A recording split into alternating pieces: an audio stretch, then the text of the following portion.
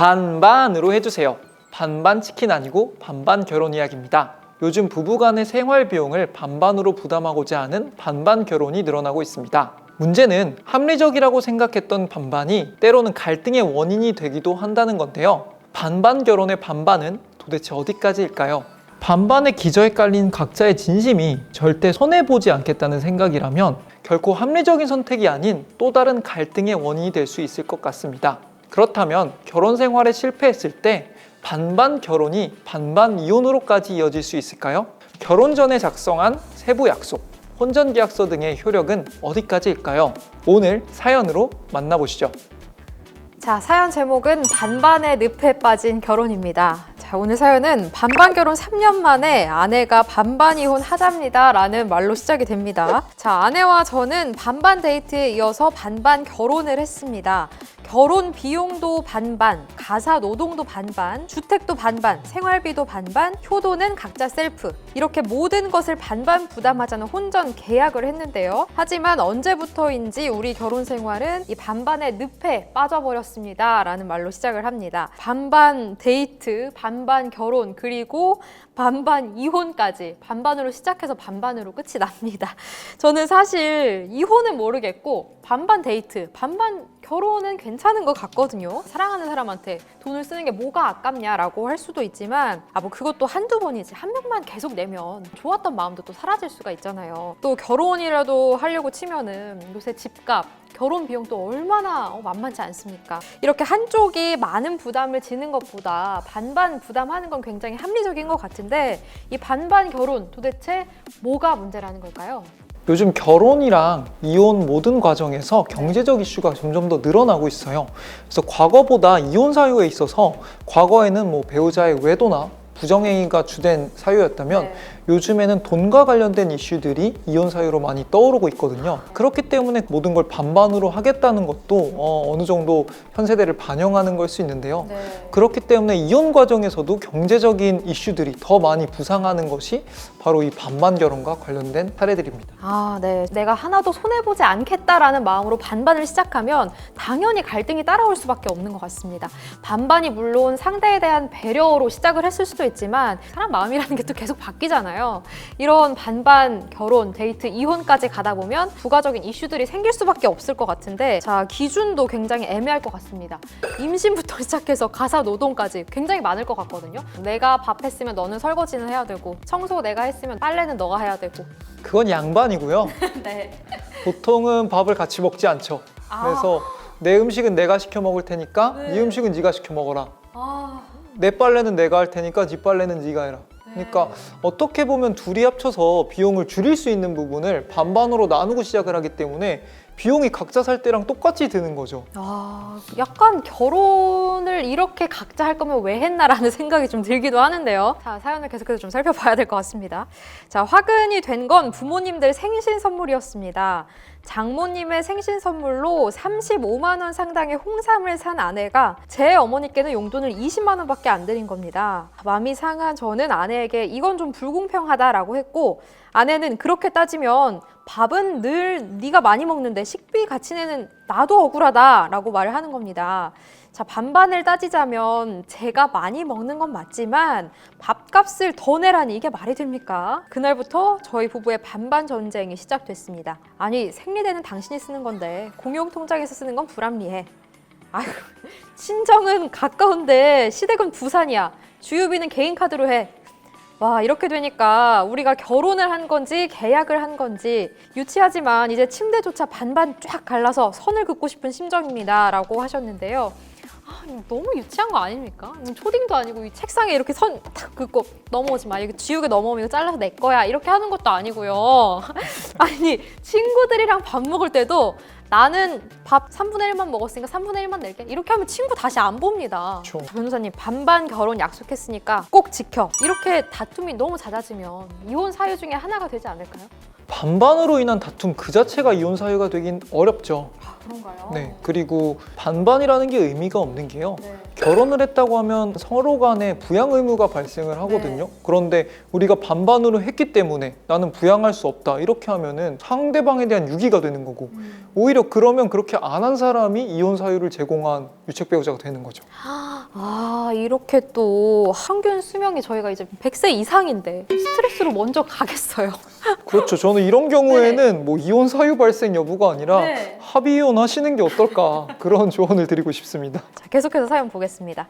정신을 차리고 보니 반반 결혼으로 이렇게 평생을 사는 건 지옥이라는 생각이 들어서 아내에게 경제권을 합치자고 제안을 했습니다. 아내는 혼전 계약 위반이라면서 약속대로 위약금까지 물어주고 이혼을 하자고 합니다. 결혼 전 약속한 반반 결혼 법적 효력이 있는 건가요? 라고 질문을 하셨습니다. 자, 혼전 계약서를 썼다고 합니다. 이거 굉장히 헐리우드 스타일 아닙니까? 네.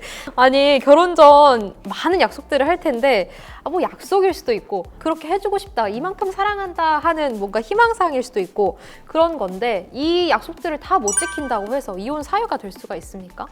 일단 혼전계약서는 대부분이 기본적으로 무효라고 보시면 돼요. 특히나 이 재산과 관련된 계약서는 네. 무효인 경우가 굉장히 많습니다. 왜일까요? 일단은 결혼을 하면요, 부부는 재산 공동체예요. 네. 그리고 아까 말한 상호간의 부양 의무도 발생하거든요. 그래서 그 자체로 뭐 우리가 혼전에 50대 50으로 하기로 했는데 얘가 어겼어. 그게 이혼 사유가 될 수는 없죠.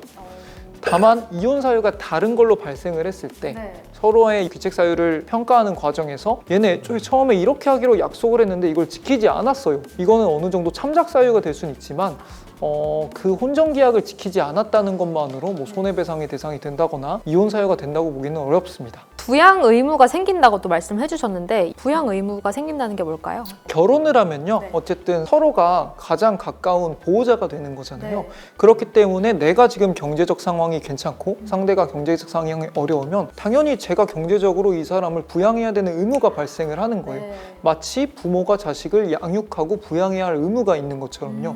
그래서 이거를 다하지 않으면 당연히 그 자체가 귀책 사유가 되고 네. 위혼 사유가 되는 겁니다. 아, 그렇군요. 자, 부부간의 약속, 각서 뭐 이런 거에 대해서 이제 효력이 어느 정도 있는가를 봐야 될 것 같아요. 결혼 전에 약속도 약속인데 결혼 중에도 사실 약속 많이 하잖아요. 그렇죠? 술 먹으면 내가 전 재산 너 다 줄게 라던가 이러면 안 되겠지만 바람을 피웠어. 넌 그러면 아무것도 가져가지 말고 몸만 나가. 이런 식으로 내 약속을 한다던가 이런 걸 혹시 각서까지 받았다면 법적 효력이 있을까요? 대부분은 법적 효력을 인정하기가 쉽지 않죠. 네. 아까 말한 것처럼 부부들은 이제 재산 공동체이기 때문에 네. 서로 간에 이제 경제적으로 이럴 때 이렇게 하기로 하는 것도 법적으로 의미를 인정받기가 굉장히 어렵고요.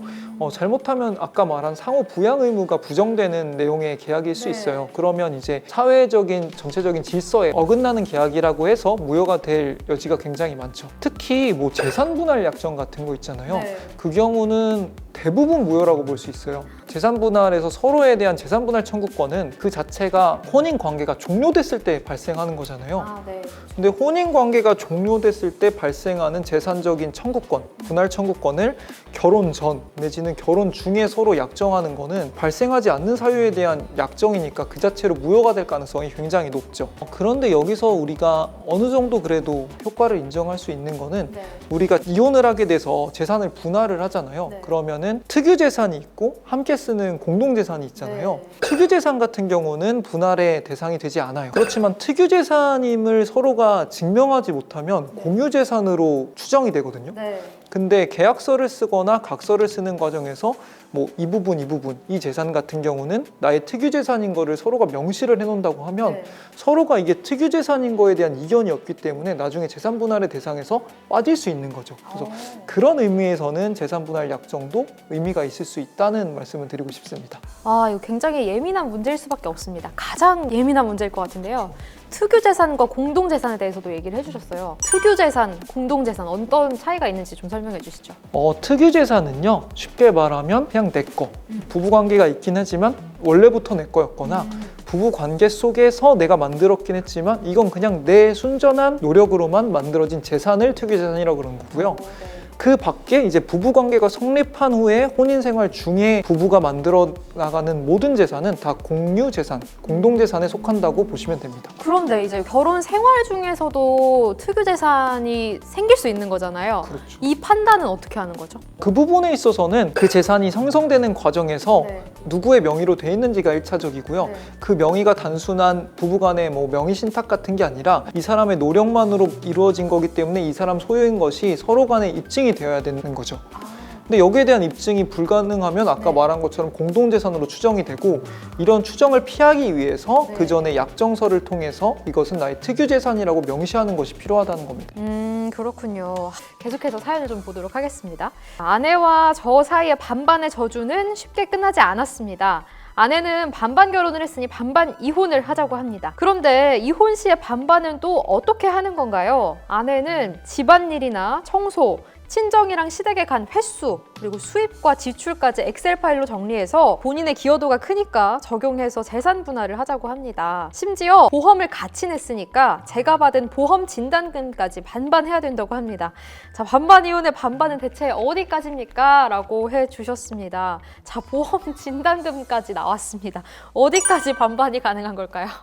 정말 구체적인 상황에 따라 다를 것 같아요. 그러니까 보험 진단금은 당연히 보험자 건데 이 경우에는 뭐 거기 보험금을 내는 경우에 거기에 대해서 우리가 서로 같이 부담한 게 있다는 거잖아요. 그 부분에 있어서는 실제로 진짜 부담이 어떤 과정을 통해서 이루어졌는지 그리고 그 보험금을 수령하는 시기는 언제인지를 정확히 판단을 해야 되는 것 같고요. 아까 말한 것처럼 나의 특유재산을 굉장히 높이는 게 재산 분할에서 굉장히 유리한 거잖아요. 그래서 만약에 그럴 일 없어야겠지만 혼인관계 중에 있어도 내가 조만간 이혼할 것 같다라는 생각이 든다면 최대한 모든 재산을 자기 명의로 하면서 혼전에 취득한 거 내지는 혼인 후에서도 나의 노력만으로 취득한 것이라는 걸 서로 인지할 수 있게 증거화가 필요해요. 계약서나 각서를 쓰고 심지어는 이런 거를 등기를 해서 제3자한테도 대항할 수 있도록 만드는 것이 중요합니다. 참 힘든 일이지만 우리가 또 이런 일이 있으면 최대한 많은 것을 활용하고 이용해서 생기면 좋잖아요. 그렇죠. 네, 최대한 도움을 드리기 위해서 저희가 또 하고 있는 거니까요. 자, 그러면 말씀해 주신 것처럼 이 재산 분할을 할 때 최대한 특유재산을 높이기 위해서 노력을 하는 게 좀 중요하다고 하셨는데 이 방법이 또 따로 있을 것 같습니다. 또 어떤 방법이 있는지도 소개를 해주시면 좋을 것 같아요. 그러니까 이혼을 하겠다고 해서 특유재산을 지금부터 막 만들 수는 없잖아요. 그거는 돈을 벌어야 된다는 거니까 그건 아니고요. 지금 있는, 그러니까 분할의 대상이 될 수 있는 재산 중에서 최대한 특유재산이라는 증거를 많이 남기시는 게 중요해요. 지금 있는 재산 중에서 이 재산은 내가 결혼 전부터 이미 취득했던 재산이라거나 아니면 결혼 이후에 취득했지만 오로지 나의 노력으로 만들어낸 재산이라는 걸 증거화를 해야 되는데요. 그러기 위해서는 뭐 1차적으로 생각할 수 있는 게 자기 명의로 있어야 되고 동산의 경우에는 자기가 점유하고 있는 것이 유리하고요. 두 번째로는 이것들을 이제 더 증거화하기 위해서 아까 말씀드린 계약서나 각서 같은 거를 작성해서 심지어는 이걸 등기를 하시는 분들도 있어요. 그러니까 등기를 해서 제3자에게도 이것은 공동재산이 아니라 나의 특유재산인 거를 대항할 수 있도록 만드는 것들이 필요하고요. 이런 과정을 통해서 있는 재산 중에서 특유재산을 굉장히 늘리고 분할의 대상이 되는 공동재산은 줄이는 것이 중요하다고 할 수 있겠습니다. 네, 오늘은 MZ세대의 결혼 트렌드, 반반 결혼에 대한 혼전 계약의 효과에 대해서 알아봤는데요. 반반 결혼, 법적 효력 얼마나 있는지 궁금하시다면 친구에게 묻지 마시고 이혼 전문 변호사에게 물어보세요. 이혼 전문 변호사 심규덕이었습니다.